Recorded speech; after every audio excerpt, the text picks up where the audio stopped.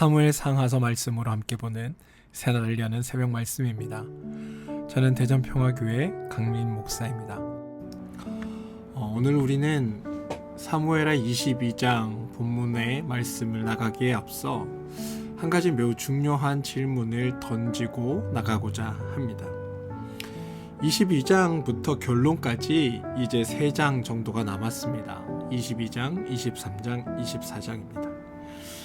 아마 이번 달 안에 이 사무엘하 본문 전체에 대한 말씀이 다 나눌 수 있게 될 것 같습니다. 오늘은 사무엘하 22장부터 사무엘하 전체의 결론을 향해 나가기 전에 우리의 신앙생활에서 가장 중요한 질문 한 가지를 생각해 보고자 합니다.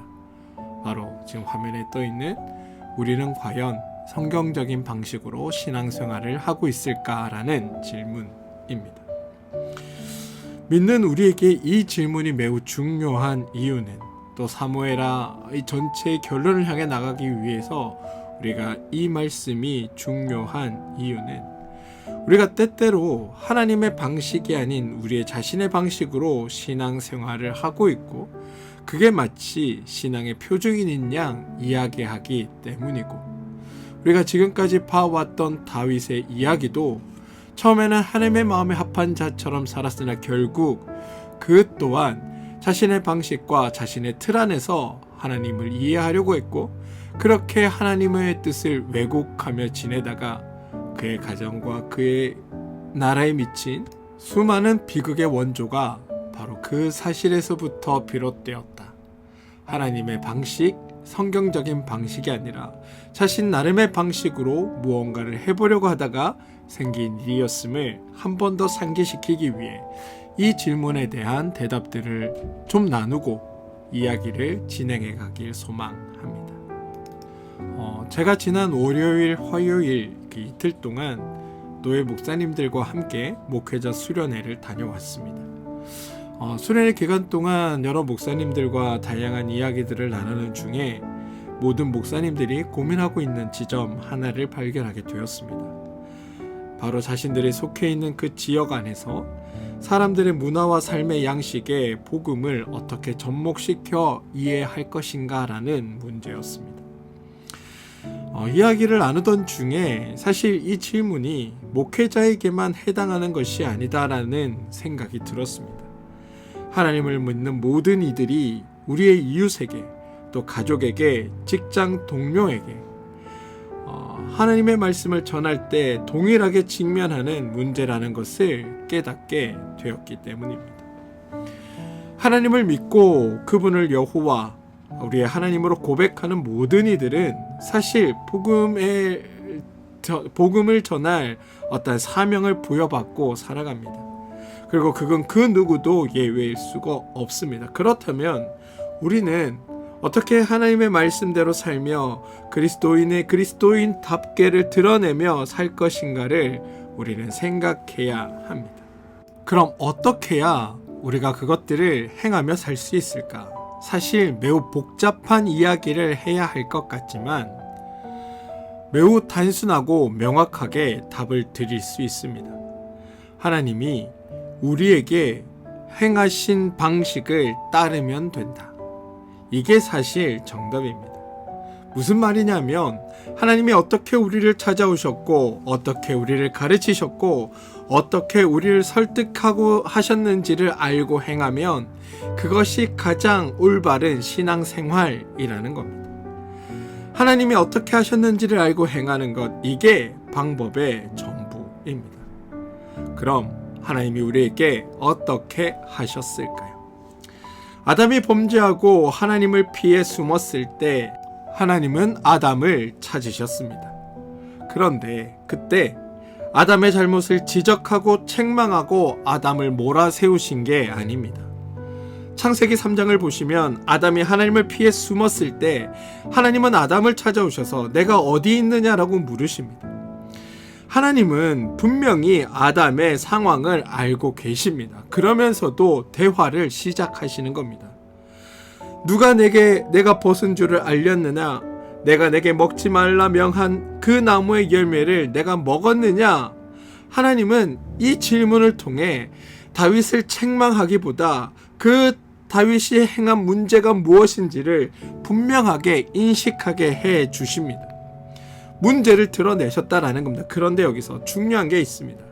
하나님은 문제를 드러내시되 그것으로 아담을 정죄하고 비난하고 몰아세운 게 아니라 오히려 가죽옷을 지어 입히심으로 아담의 부끄러움과 두려움을 해결해 주었습니다. 이 지점이 매우 중요한데요.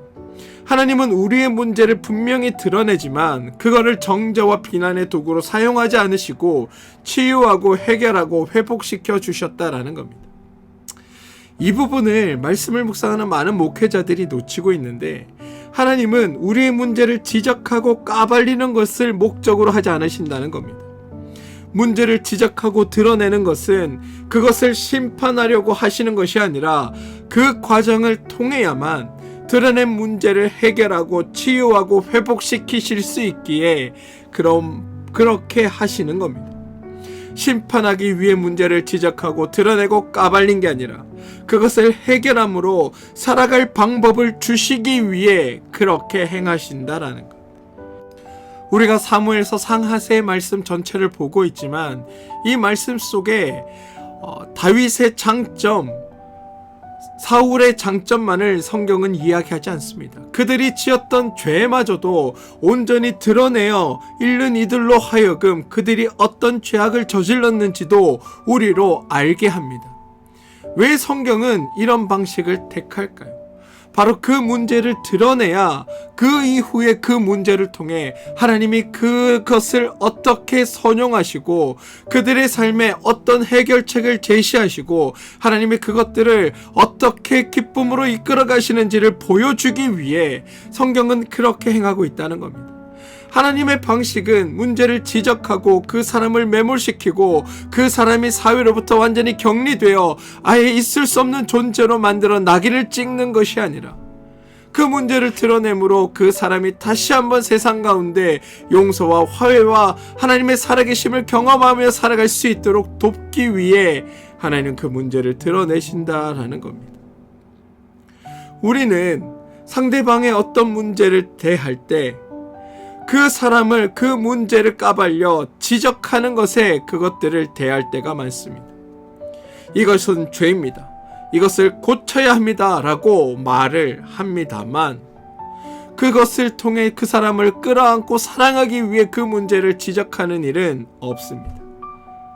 그러다 보니 누군가의 잘못을 드러내고 삶에 곤란한 여러 가지 문제를 대차게 고발합니다. 그러고 동시에 하나님이 심판하실 것이라고 말하고 그들의 공동체에서 제하여 버리거나 그들과 상종할 수 없는 존재로 만들어 버립니다. 그런데 여러분, 그건 하나님의 방식은 아닙니다. 하나님은 치유하시고 회복시키시기 위해 문제를 드러내는 것이지 축출하고 심판하기 위해 문제를 드러내시는 분이 아니시기 때문입니다. 저는 우리가 이 태도를 바꾸어야 한다라고 생각합니다. 우리 공동체가 하나님의 은혜 안에 바로 서기 위해 어떤 문제를 과감하게 드러낼 땐 끌어안고 품고 사랑하겠다라는 최종 결론에 이르기 위해 그것들이 사용되어야 하고 그렇게 누군가를 품어 안아갈 수 있을 때 우리 공동체가 하나님 안에 아름답게 서갈 수 있다라는 겁니다. 사무엘 상하서도 그 지점을 우리에게 말하고자 하는 겁니다.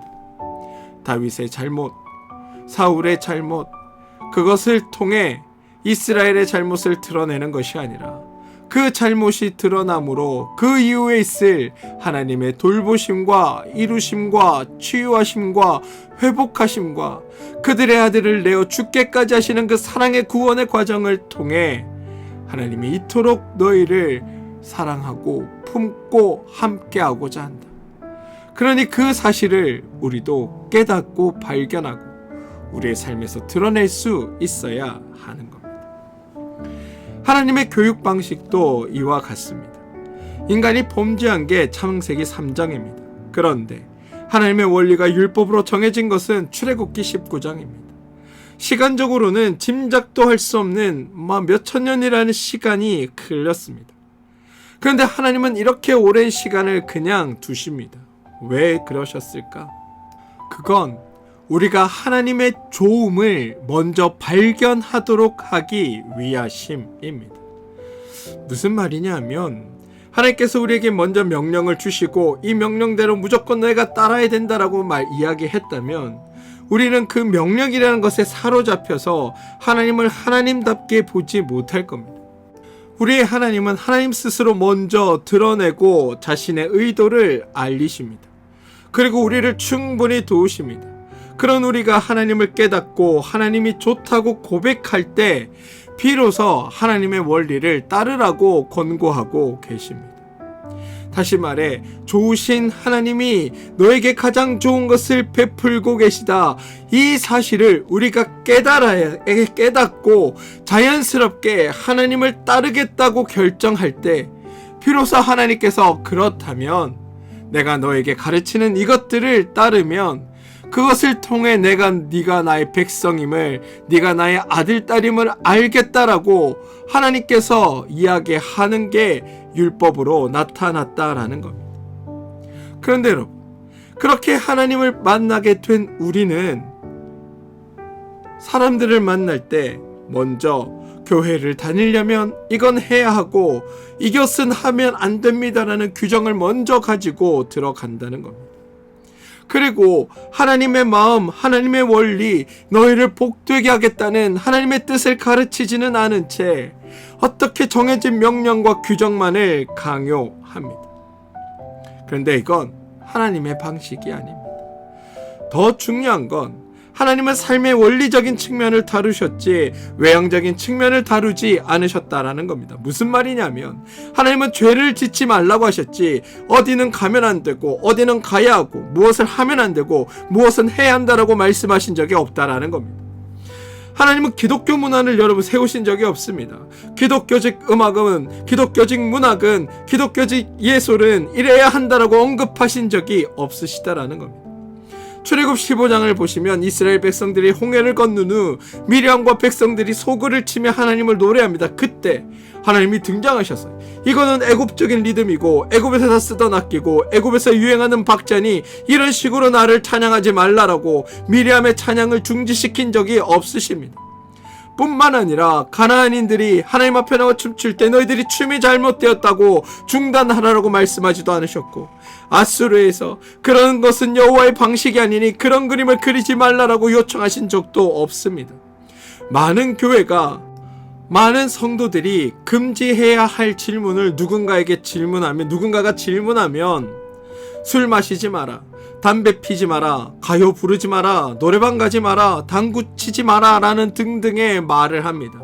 그런데 여러분 이건 말할 게 아닙니다. 하나님은 한 번도 이런 식으로 말씀하신 적이 없으십니다. 하나님은 우리를 고치려 하실 때 어떤 부분을 고치시고자 하냐 하면 우리의 식생활과 관련된 양식을 고치시고자 하는 것이 아니라 여가 선용의 문제를 지적하고자 하시는 것이 아니라 우리의 문제가 죄라는 것에 있음을 아시고 우리가 죄의 문제를 떠나 하나님의 심정과 하나님의 마음을 가지고 살기를 바라고 계신 겁니다. 그런데 우리는 그런 것과 관련하여 말하지 않습니다. 그냥 죄라고 얘기하면 내가 생각하기에 그건 죄야라고 하는 것들을 사람들에게 이야기하고 강조합니다.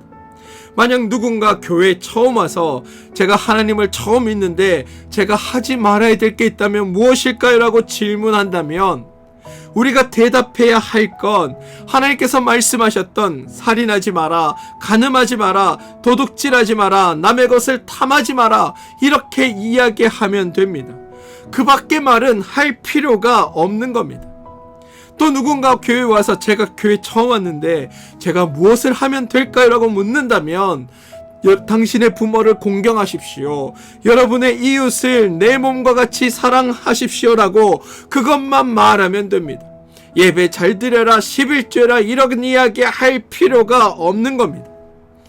그건 누구에게 적용하고 누구에게 말해야 하는가? 그건 바로 하나님을 믿는 하나님 앞에 서 있는 나에게 말하면 되는 겁니다. 하나님을 아는 자들, 하나님의 은혜가 있는 자들, 그 사람들은 하나님의 은혜 안에 마땅히 내가 할 일이 무엇인지를 알고 그것을 행합니다.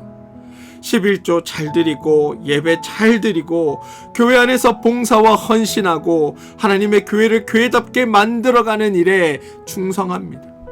이건 해라라고 해서 하는 것이 아니라 자연스럽게 일어나는 일입니다. 그저 내가 좋아서, 내가 행복해서, 내가 감사해서 나는 이런 일을 합니다라고 보여주면 되는 일입니다. 당신도 그렇게 하십시오가 아니라 내가 그렇게 행하면 될 일이라는 겁니다. 성경이 우리에게 제시하는 하나님의 신앙은 우리를 위해 일하시는 하나님과 하나님으로 인해 행복해야 하는 우리의 삶을 성경은 전하고자 합니다. 더 정확하게는 하나님이 우리를 위해 일하신다라는 이 신앙을 성경은 우리에게 강조하고 있습니다. 우리가 생각하는 우리가 하나님을 위해 헌신한다라는 신앙과는 정반대라는 겁니다. 고대 인간은 신을 위해 창조되었다라고 생각했습니다. 그런데 성경은 신이신 하나님이 인간을 위한다라고 말합니다. 이게 이방 종교, 거짓 종교와 우리 기독교의 결정적인 차이입니다. 그리고 구약에서는 이 지점이 복음으로 선포됩니다. 성경을 자세히 보시면 하나님이 우리를 먼저 창조하시고 우리를 찾아오시고 우리를 구원하시고 우리와 동행하시고 우리를 도우시는 하나님으로 증언됩니다. 언제나 하나님이 우리를 위해 일하고 계심을 보여주고 있다라는 겁니다. 그래서 성경에는 늘 우리를 위해 일하시는 하나님만을 발견할 수 있는 겁니다.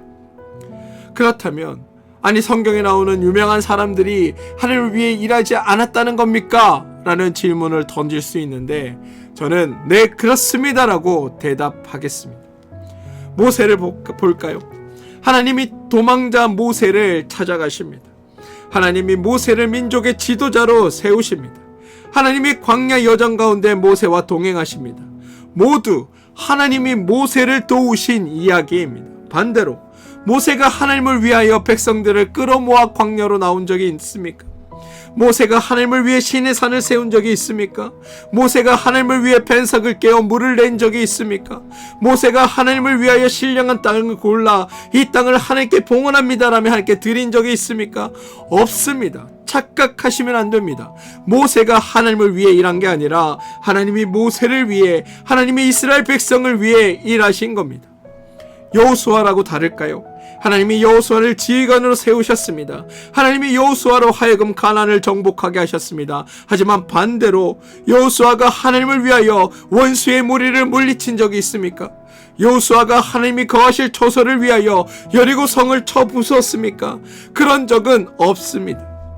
여기에서도 하나님이 여호수아를 위해 일하셨고 하나님이 이스라엘을 위해 일하신 겁니다. 다윗은요? 하나님이 다윗을 불러 왕으로 기름 부으셨고 전쟁 때마다 적군을 다윗의 손에 붙여 이기게 하셨고 하나님이 다윗의 왕위를 영원토록 지켜주시겠다고 약속하셨습니다.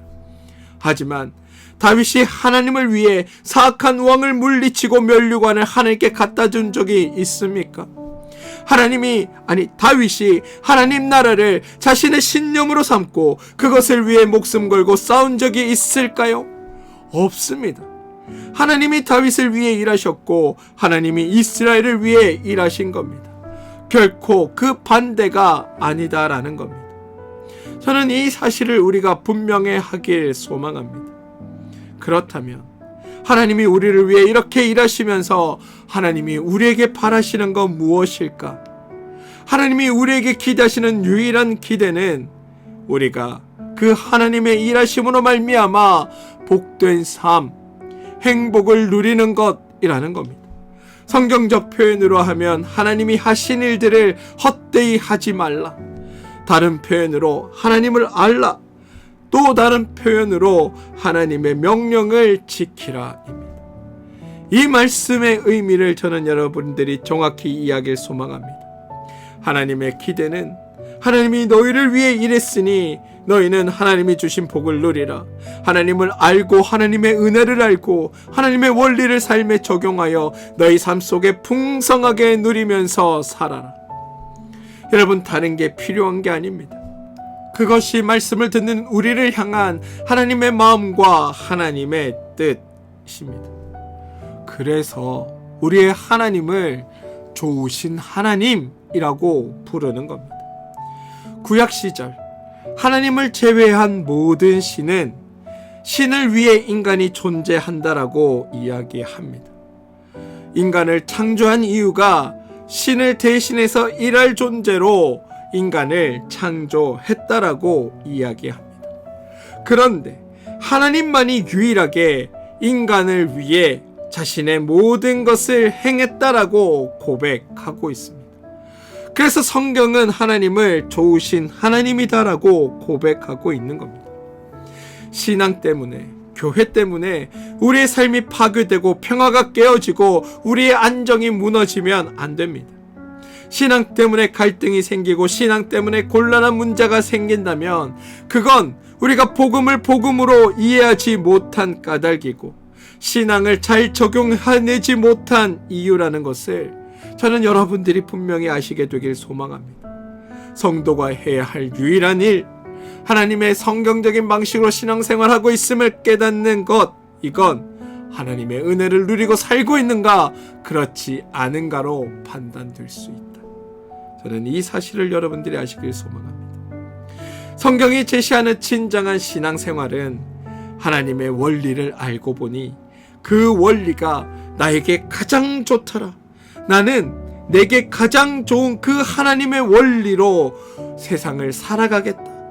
그것을 내 삶의 기준으로 삼고 살겠다. 이게 신앙의 시작이라는 겁니다. 그러니 하나님을 향한 모든 것의 기준을 바꾸시는 여러분들 되길 소망합니다.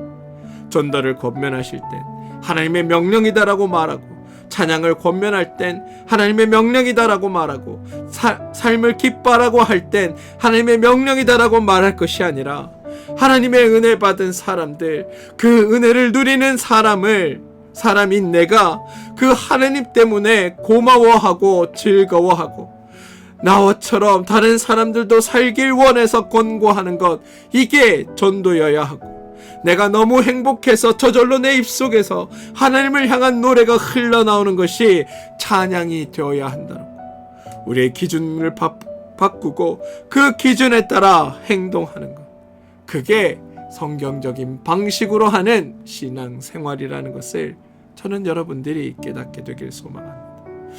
사랑하는 성도 여러분, 오늘부터 우리가 하나님의 방식을 따라 살아가길 소망합니다. 우리의 이웃들의 문제를 치유하려고 노력함으로 그들이 겪고 있는 어려움에 함께하고 그들의 아픔을 이해하고 실질적인 도움을 그들 가운데 베풀어 여러분들의 신앙이 그들에게 실질적인 위로와 치유가 되고, 그래서 그들이 자연스럽게 당신이 믿는 그 하나님을 나도 알고 싶습니다라고 말하게 하시고, 동시에 복음을 전하고 싶은 한 사람을 떠올리시고 그 사람에게 교회 갑시다라고 말하고 술 마시지 마십시오라고 말하지 말고 그 사람이 겪고 있는 실제적인 어려움이 무엇인지를 물어보시고 그것을 함께 해결하도록 노력해서 그 사람들이 여러분을 통해 치유와 위로를 얻게 하시는 일에 오늘 여러분들이 힘써 주시길 소망합니다. 더불어 지금 내가 하고 있는 신앙생활이 하나님이 명령이기 때문에, 의무이기 때문에 해야 하는 것이 아니라 하나님의 은혜가 너무 좋아서, 하나님과 함께하는 삶이 너무 행복해서 자발적으로 기쁘게 하나님을 믿어나가게 되길 소망합니다. 만약 그게 어려우시다면 하나님께 구하시길 바랍니다. 하나님, 제가 하나님의 은혜를 제대로 알지 못합니다. 제가 하나님의 사랑을 제대로 경험하지 못했습니다. 저에게 하나님을 알게 해주시고 하나님의 은혜를 누리게 해주십시오라고 기도하시고, 오늘 하나님이 여러분의 삶에서 행하시는 일들을 한번 적어보시길 권면합니다. 하나님이 어떻게 나를 찾아오셨는지, 나를 어떻게 도우시는지, 어떻게 인도하시는지를 한번 기록해 보시면 그것을 통해 하나님의 은혜가 얼마나 풍성한지 깨닫게 될 수 있습니다. 그래서 저는 여러분들이 하나님의 은혜를 깊이 경험하고 그 은혜 안에서 자유함과 행복을 누리는, 그래서 여러분의 삶 자체가 다른 사람들에게 복음이 되는 그런 복된 일들이 있게 되길 소망합니다.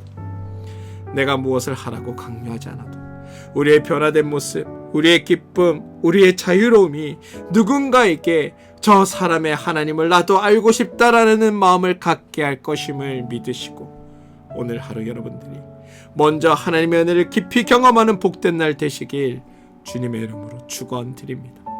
함께 기도하겠습니다. 주님, 당신은 우리의 문제를 지적하는 분이 아니라 치유하시는 분임을 깨닫습니다. 당신은 우리를 속박하는 분이 아니라 자유케 하시는 분임을 깨닫습니다. 당신은 우리가 당신을 위해 일하기를 원하는 것이 아니라 당신이 우리를 위해 일하고 우리가 그 은혜를 누리며 행복하기를 원하시는 분임을 깨닫습니다. 주님, 우리가 이제까지 잘못된 방식으로 신앙생활을 해왔다면 용서해 주시고 바른 길로 우리를 인도하여 주시옵소서. 우리가 삶을 살 때 주님의 방식대로 살게 하시고 우리의 자신의 신앙생활도 주님의 은혜를 누리며 하는 기쁜 신앙생활 되게 하여 주시고, 오늘 우리가 배운 말씀을 구체적으로 삶에서 실천하며 살도록 우리의 삶을 도우시고 하나님의 은혜를 더욱 풍성히 경험하며 살게 해 주옵소서. 예수님의 이름으로 기도합니다. 아멘.